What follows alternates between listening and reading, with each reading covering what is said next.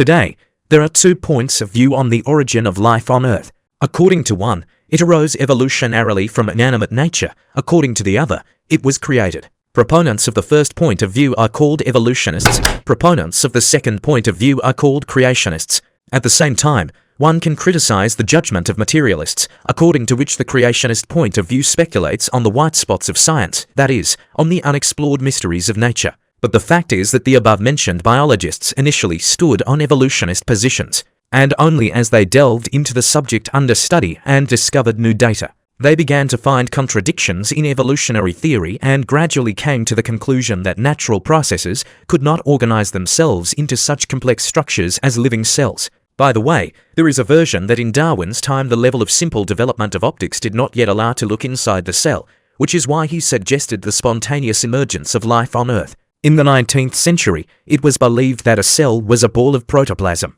and it is quite possible that if Darwin had lived to see these molecular factories with his own eyes, he would have held different views on the origin of life.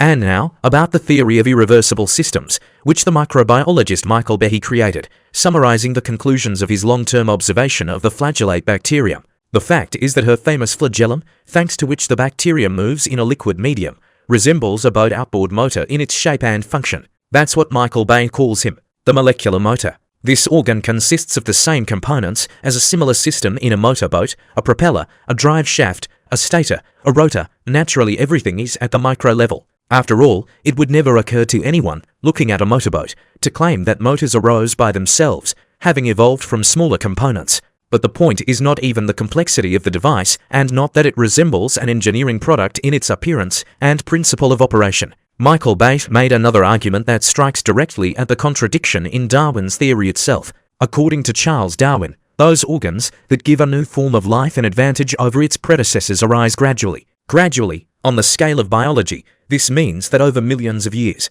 But there is one problem. The flagellum of a bacterium can function and give an advantage to a flagellated bacterium over other types of bacteria only if all its details are given to it immediately in a ready-made form. And if this motor grew gradually in the bacterium, then in the intermediate stage it would be completely useless. In front of, not only would it not give the flagellate bacterium an advantage, but it would prevent it from moving in a liquid medium. That would be exactly according to the theory of evolution. The very specifics of the functioning of this organ suggests that it arose immediately, in assembled form. Therefore, Michael Behe came to the conclusion that someone designed and developed this device. Yes, God wasn't sitting over this thing with a microscope and tweezers in his hands. But one thing is indisputable. Nature has reason, purpose, logic, creativity, and finally, it is quite possible that all of the above is what believers call God. It should be emphasized here that initially Michael Behe was an atheist. It took him more than a decade of serious scientific research and doubts to change his point of view.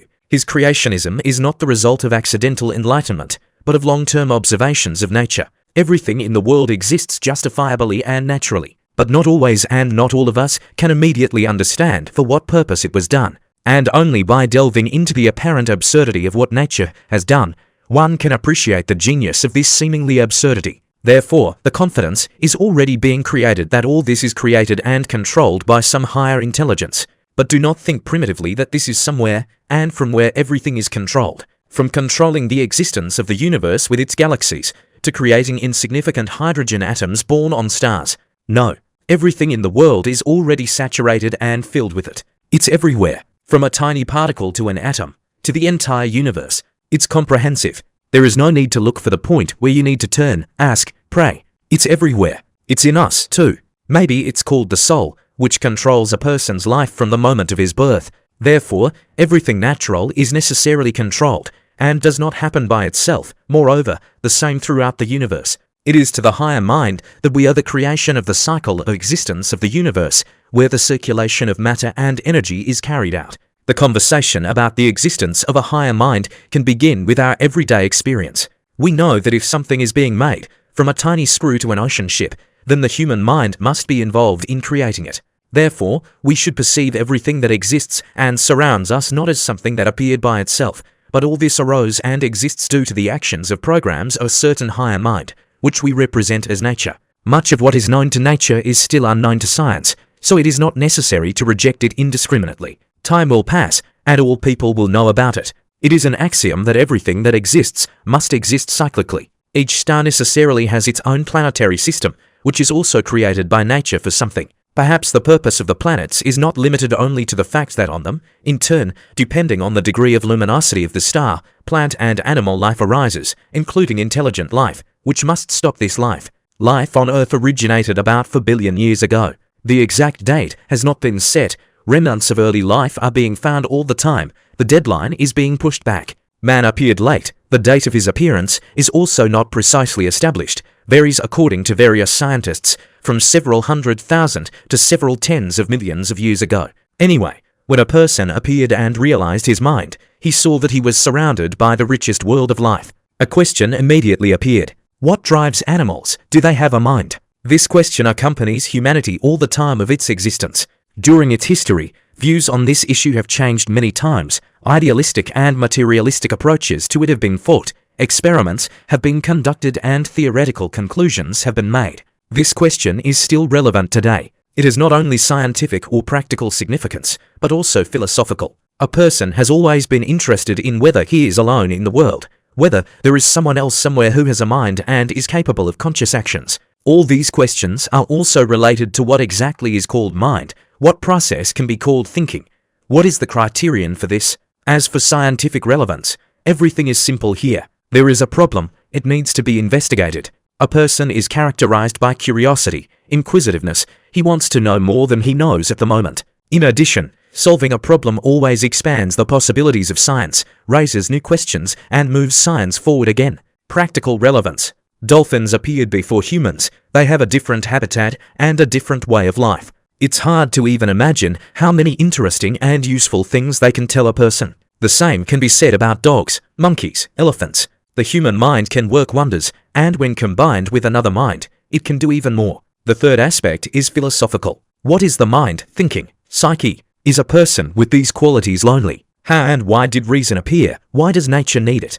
Is its appearance on Earth accidental, or is it widespread in the universe? Can it be different, or is the human mind universal? An intelligent being must communicate with his own kind. Are there other ways to communicate besides speech and facial expressions? Can the mind act on something or interact with something without a visible line of communication, or can it only directly, with the help of something? Is there a universal mind, and does a living being have a soul? All these issues are related to each other. There are many of them and they are very important. Without answering them, it is difficult, almost impossible, to answer the question that each of us poses to ourselves. Who am I? Why am I? Where am I from and where am I going? What if dolphins know the answer to this question? Dogs, they know, but they can't tell us because we don't understand them, we don't recognize their mind, and we don't try to talk to them. In ancient times, man deified the surrounding nature, revived it.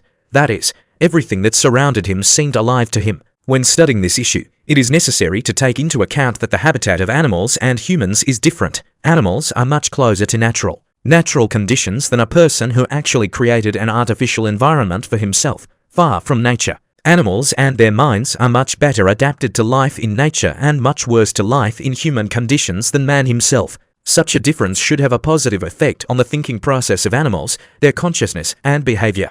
Often, a person simply tries to transfer his logic, his model of behavior in various situations, his level of development, habits, and the environment itself to animals. But the presence of a sudden change in the environment can be a sign of intelligence. As for logical thinking, it does not require the presence of reason as such and can be represented simply by a system of rigid connections that are inherited. In any case, primitive organisms and even man-made machines possess logic, which cannot be attributed to intelligent beings. In recent years, religion has begun to influence people's minds again, but it is not necessary to consider a religious approach to this problem. The fact is that while fully acknowledging the existence of God, it is not at all necessary to recognize what people say on his behalf. Unfortunately, the process of cognition is still divided into traditional, in other words, materialistic, and non-traditional, actually religious. This is not true because the world, no matter how one it is, and an attempt to divide knowledge into two irreconcilable paths, can in no way lead to the truth. In addition, unfortunately, the idealistic path of knowledge operates mainly not with facts from the outside world, but with references to ancient books, myths, psychic sources and the like. It is quite possible that all of them are true, but since there is no evidence, and these myths themselves are not always logical and often contradictory. There are many different, sometimes opposite ideas about nature, about the world, about the place of the mind in this world. Idealism believes that at first there was consciousness, that is, a certain higher mind that created matter, including man and animals. But at the same time, all living beings differ from inanimate ones by the presence of a soul, some kind of immaterial substance that exists forever and after the physical death of the organism flies away from it. The further path of the soul is represented by different currents in different ways. According to the ideas of materialism, first there was matter, during the development of which life arose, and then intelligent life as the highest form of the development of matter. If we proceed from such ideas, it turns out that the boundary between the dead and the living, just the living and the reasonable, is clear and rigid. But is it true? Another question is, why did intelligent life appear? Why does nature need it? Is its appearance natural or accidental? Since the beginning of the idea of radio astronomy, many observatories have been probing the sky around the clock in search of a signal sent by another mind, but so far in vain. Whether there is no such mind, or it does not know about our existence, or simply does not want to communicate with us is still unknown. But there is another life on Earth, and maybe, rather than looking for intelligence in deep space, it is better to try to find it on Earth. All life on Earth is divided into flora and fauna. These worlds developed in parallel, starting with single-celled organisms. Then multicellular cells arose. We associate the existence of the mind with the presence of the brain and its functioning in a certain way. The brain is an integral part of the nervous system. Plants do not have such a system, and in general there is no concept of internal organs. As for animals, worms, insects have the simplest nerve nodes. Fish and snakes have the rudiments of the brain. But the brain is a complex formation, and we associate the process of thinking based on research with the cerebral cortex. The presence of higher types of thinking in animals suggests that the development of the mind was gradual and the transition from the animal mind to the human mind is smooth, and nothing prevents the mind from developing in several directions. Thus, it is impossible to exclude the existence on Earth of no less high intelligence than that of man, and who knows, maybe even more highly developed. Of course, if another mind is found in the universe, or if it is possible to experimentally prove the existence on Earth of a mind equal to human or superior to human in capabilities, then we will come closer to the answer to this question.